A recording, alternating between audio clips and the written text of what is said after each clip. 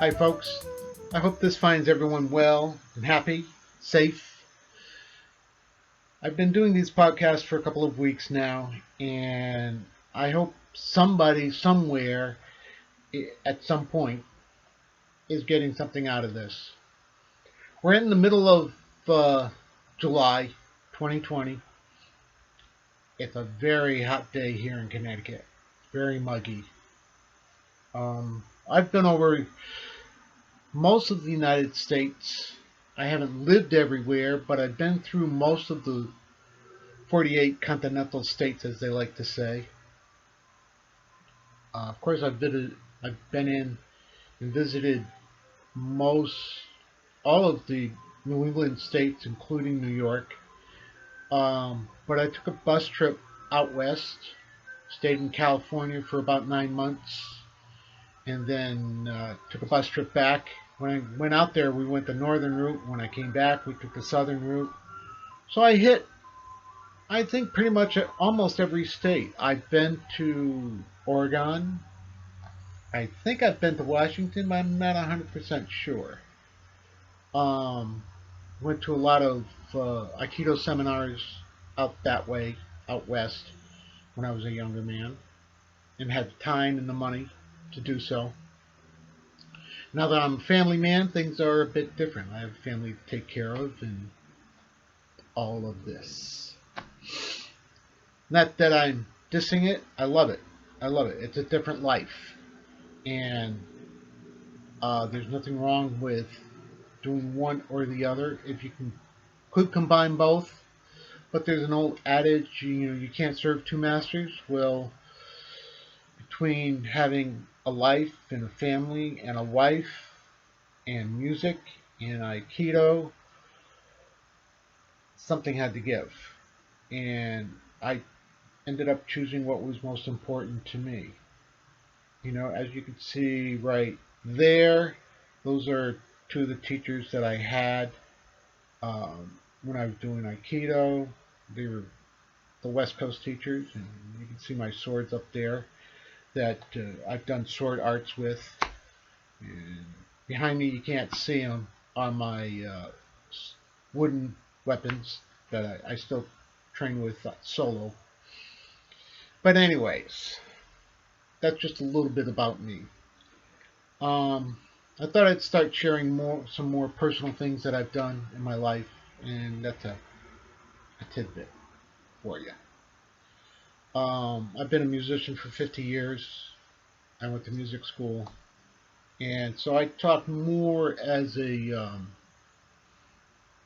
senior person and a person who's you know a musician that has lived for you know, X amount of years. Okay. Um, One of the things I'm going to talk about today is patience. People find it very, very hard to be patient. There are times I find it hard to be patient, but I tend to be, uh, at least I've been told, that I'm balanced and centered person. And I greatly appreciate that from the people that have told me that. And um, part of that is my daily meditations that I do. Um, Part of it is also the uh, the exercises I do tend to make me centered, and the studying I do on meditation and being more grounded, as they like to say. Um, I've done spirituality, I've done Christianity, and I have my own views on religion, which I'm not really going to get into here as much. I think people should form their own opinions. There are people that are much more versed on that stuff than I. But I am going to talk about my perspective on patience. And it's not an easy thing, especially these days of instant gratification. When I was growing up, when television became a thing, if you wanted to watch a channel, you got up, you went to the TV, you turned the channel, you turned the TV on, you set the volume, then you went and sat down.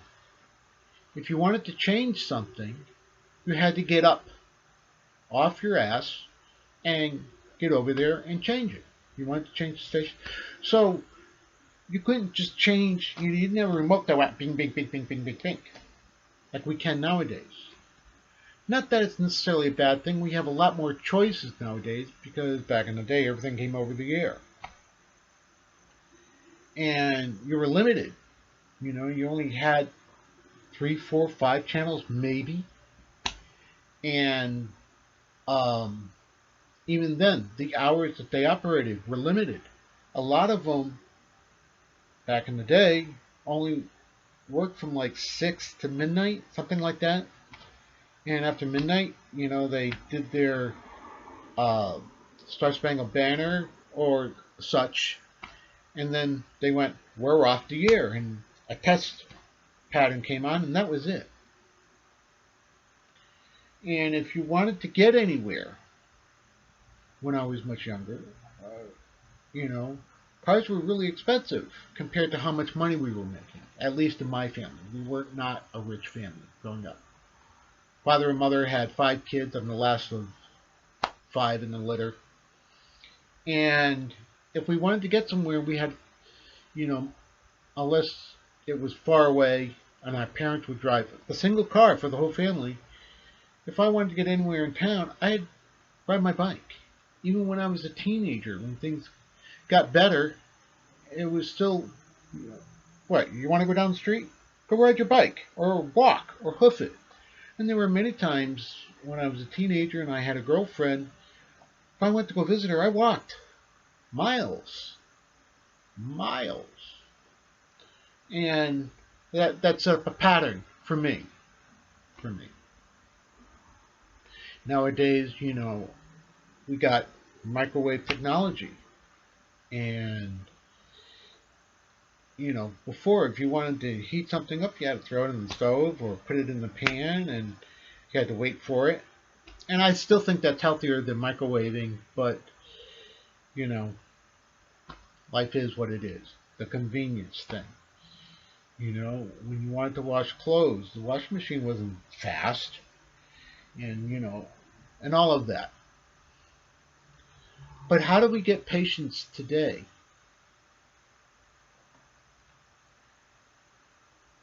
That's a good question. That's a tough question because people want it now because they're used to getting it right now. If I want something, you know, I can run down to the fast food store and get it right now. There was no such thing as fast food for me growing up. Fast food was going to the restaurant and waiting, you know, 15, 20 minutes, half an hour for your food, if not longer sometimes. You know, if it was busy, you know, sometimes it took 45 minutes an hour before you really got your food between waiting to sit and then cooking it because they didn't make stuff. They made it, you know, everything was made by hand. There was very little out of the can kind of thing or frozen kind of stuff. And even if it was frozen, they had to pre-thaw it, you know, so if it wasn't pre-thawed, you probably weren't going to get it. So you have to think about, at least for me, I had to think about to keep my patience is life is very short. And when you're impatient, what happens? You become rude, you become angry, you become anxious, you become nervous, upset. I mean, all those negative connotations. And the last thing I want in this world is to be any of those. Life's too short for that. It hurts. It hurts your body, your mind, and your spirit to be any of those. And yes, once in a while I become impatient at somebody, but then I immediately stop and go, I'm sorry. My bad. Didn't mean to act like that. Didn't mean to respond like that. That happened to me the other day in the store. I went to purchase something and my debit card wasn't working. I couldn't find out I didn't have the money I thought I had in the account. Oops. And I jumped all over the girl, and then I realized it was my fault, and I went, "Oh, I'm so sorry." And I apologize. I really didn't mean to do that to you. It just wasn't expecting this. And I think she took my apology to heart. At least I hope so. I was sincere, and I didn't really go off the deep end on it. I really didn't. Um, the, the other day I was at a medical building, and with my wife, and she was in the building, and I wanted to come in, and they said, "We can't let you in." Okay, I took that. All right, you're gonna have only so many people in the building, and then I wanted to go in and just use the men's room, and they said you can't. I can't. All I want to do is just use the men's room and leave. If you don't have an appointment, you can't be in the building. And I wanted to say to her, "Really? Can I have an appointment to the men's room?" I got sarcastic with her, only because I had to. But I didn't make a huge deal about it. I just went, "Okay, goodbye," and I suffered. But you know, if you don't get something right away, people, it's not the end of the world. And maybe the universe is trying to tell you something. Everything in life is a lesson. I've come to realize that. Confrontations, disappointments, uh, happiness, good times, bad times, um, getting expectations meted or met, or surprises, both good and bad. Nothing's a coincidence, really. It's all good. And we have to look at life as this is trying to teach me something. When my grandsons were young and we would go to the store, and I was kind of strict with them. Not terrible, it's just that I want to keep you safe, so I want you right next to me. Don't move from me. And I would sometimes, hold their hand or just keep my hand on their shoulder or, just, "Hey, come back here." And they had to learn a bit of patience. And I had to learn a lot of patience with them. I remember one time I was driving with uh, an older grandson. He was like 10 or 12 at the time, somewhere around there. And a younger grandson, his younger brother. And he was 6 or 7, could be 8, somewhere in that neighborhood. He was younger, but he was a talker. He still is, but not as bad as he used to. Back then, he was in the back seat, and older grandson was sitting next to me in the front seat. And my youngest grandson was talking, not talking to anybody except himself, and just going completely off the deep end. It was unbelievable. And I just, me being me, I just tuned him out. It didn't bother me. In a way, I kind of liked it because I knew he was there. He was safe. He was uh, comfortable enough in my presence, and I guess our presence, meaning our grandson, to be who he is, the talker that he is. And, you know, that was a precious memory for me, actually. hearing him in the back. And the older grandson said to me, "You got the patience of a saint. He's driving me crazy." I said, "Just tune him out. Just tune him out. Don't listen to him. You're paying too much attention and giving it too much power and emphasis. If you ignore it and don't give it the power and emphasis, it doesn't bother you. You go to you know, you go to a restaurant and they don't have what you wanted, or it's not ready, or you know, not their fault. They didn't do the order. I ordered 3 things from the store, and I got a notice saying, "Oh, it's ready." I ran down to the store. Well, we only had 1 item. The other 2 hadn't shown up yet. Am I going to yell at the cashier? They have nothing to do with the order. Not in the least way, shape, or form. All they see is a thing on their screen saying, "Sorry, this order is here, that order is not." So what do? You say, "Okay, when's the other one going to be in? Do you know?" And she gave me the best answer she could. "This is what it says. It says it'll be in next Sunday."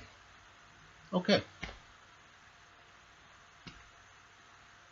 Practice some patience with people and you learn patience. You know, I just don't want to get upset about things that aren't worth getting upset about. There are times to be more aggressive, I would say, but not hurtful and rude like I've seen some people get. That just blows my mind.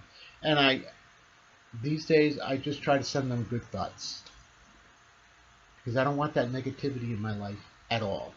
I've been through enough in relationships that these days I really don't want it. I want as much positive I can get because I want my spirit to grow and to shine. And I want your spirit to grow and to shine. We are all a piece of God. God, or whomever you want to call him, has made all of this. I didn't create it. You didn't create it. We really can't create anything absolutely unique. Everything comes from something. The atoms in our body, the carbon in our body, came from stars. That's the old Joni Mitchell song, "We Are Stardust." Yeah, really. What they call white dwarfs create the most carbon. So folks, be patient. Practice patience. I used to teach a lot. I started teaching back in 1980, something like that, privately, private lessons. And I talk to my students all the time. And one of the first things on the first day I talk to them about is that, especially brand new students that never played before, beginners, is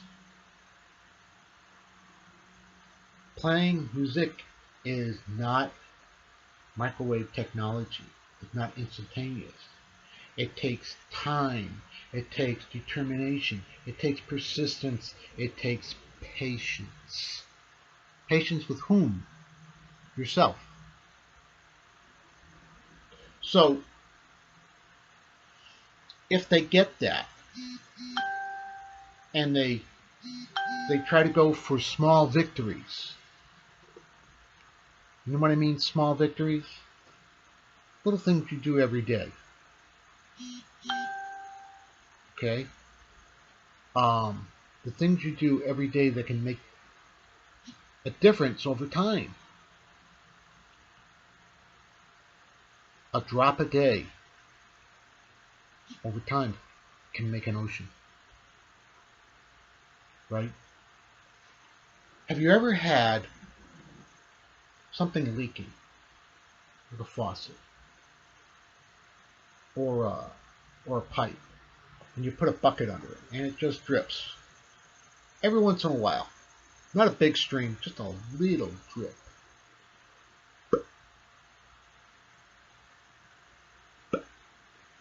Okay? And you put a bucket under it and say, okay, as soon as the plumber gets here, he'll mend that and we'll be all set. But until then, I got this bucket there, right? You come back an hour later, a little bit of water. You come back 2 hours later, there's twice as much water. You come back 4 hours later, there's twice as much water again. And pretty soon, damn, this bucket is full. How did that happen? Water was patient. Drip by drip by drip. Wasn't in a hurry. Drip. Carlos Castaneda wrote a series of books, and I read most of them years ago. And unfortunately, I don't have his books anymore. I would love to reread them, but someday I'll get them again and reread them. I like reading books rather than off the computer. Books are something about having something physical in your hand instead of having the light in your face. But anyways, he said, a warrior is patient because he knows what he's waiting for. Do you know what you are waiting for? So if you're in line, like I was the other day, I had to return something, the long line. I was like, it didn't affect this. I mean, I've seen lines before, but, you know, with COVID-19, less personnel, and social distancing, the line was much longer. But then I went, you know, how many people are really in line? And the lady over there, I'm sure she's going to do her best. And I had to wait. Yes, I had to wait. You know, I don't know, I was about 4 or 5 people back from the front of the line.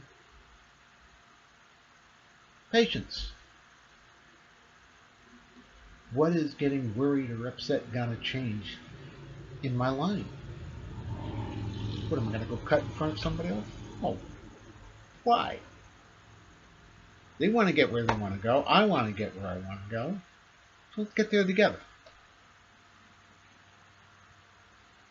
You know, lady came in and was looking for the end of the line. I said, lady, it's right over there. That's where the line begins. Okay. She was happy that now I know where to go. So, have patience with each other. Have patience with yourself. Just a suggestion. I'm not here to tell you what to do. You have your own path to walk, and I have mine. If we walk together, how much more joyful will that be? Nice to have company. Life can be lonely. If you know anybody that's alone, give them a shout. Hey, heads up. Remind me, I have a friend I need to call. I haven't talked to him in a while. So folks, after this, I will give you another little snippet of some of my music off my first album. After that, I have tons of music that I've written over the years. And I have other things that I'm going to be presenting, but I'm still about halfway through of my first album. I got some other stuff I want to put up. But it has to be my stuff, because if I put somebody else's stuff that I've done covers on, then it gets into a copyright problem. And I don't want to get into that. That's not my thing. As well, you know, they should get paid for what they do. I would like to get paid for what I do. Right? Everybody's time is valuable. And they've created something, and they should get, you know, their just due.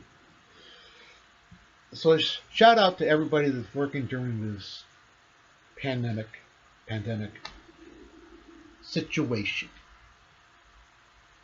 If you have to work, stay as safe as you can, to stay as healthy as you can, be as careful as you can. You know, especially doctors and nurses and medical facilities, Even people that have to clean those, and people that clean like the doctor's offices and stuff like that. You know, kudos to you, really. That can be a nasty job, and it's tough. It's tough. I have physical therapy that I go once or twice a week for my shoulder. It's almost there, and I watch them after. You know, I tend to go late, so by the time I'm about halfway through, I'm the only patient that they have, so they start cleaning. They have to clean all the equipment, and I watch them clean and clean and all this stuff that has to be cleaned, so that it doesn't get piled up and they can't use it the next day because they have to use it. If it doesn't get cleaned, who's going to use it? Nobody can. So I watch them do their thing, and kudos to them. You know, it's tough to wear a mask. I know. I don't like it, but I wear it. You should wear one too. So everybody, be safe, be well, be healthy, be happy. Namaste.